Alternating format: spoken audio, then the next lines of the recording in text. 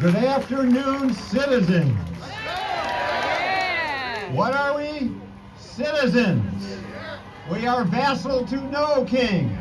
We are the owners of the king, and we need to be declaring what we are today, and that is citizens of the United States of America.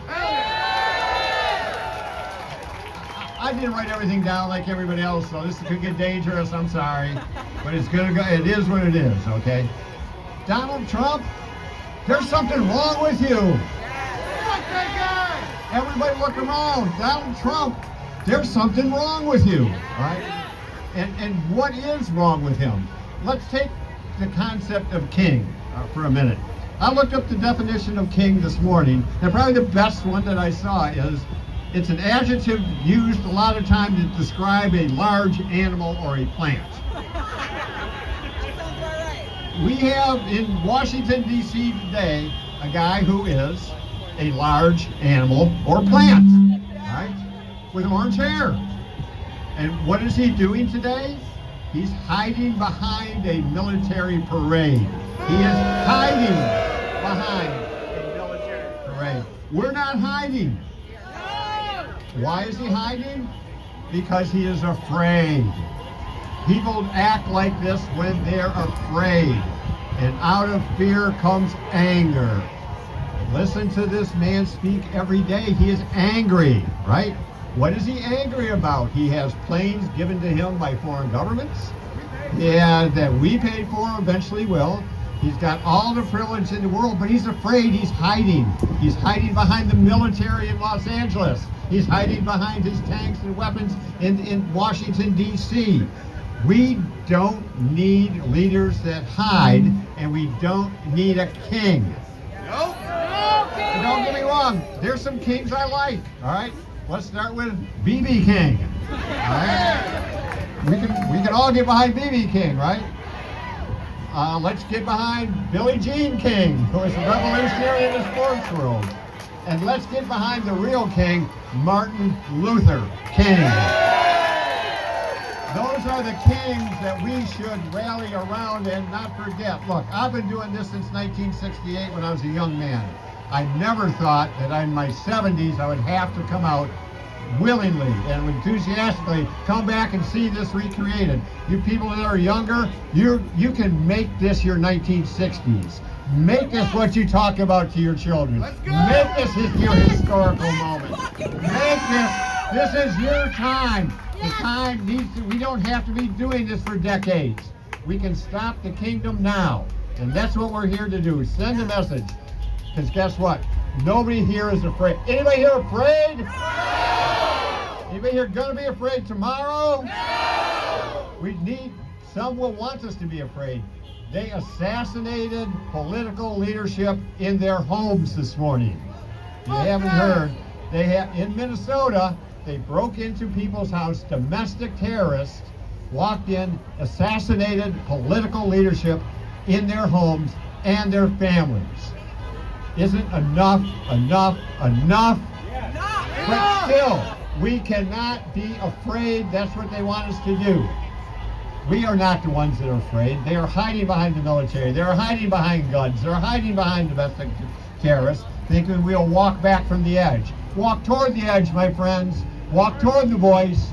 Tell them we don't need kings. I'm going to talk to you specifically about an event that occurred this week with Toledo Persists. Thank you, Toledo Persists, Team Troublemakers, for the event today. But I took a delegation with them and my friend Waldemar Velasquez from Flock, our attorney Fritz Myers, Toledo Persisters, and 3 immigration attorneys, and we went out to the regional jail in Stryker that your tax dollars pay for. And we know there are 73 immigrants, 17 people detained there. We went out to find out who they are, where they came from, what their charges were, and how long they're going to be there. Seems like a fair question to me. Who they are, how long they've been there, what's their charges, and where they're going. The answers we could get from ICE were 0. Here's what we do know.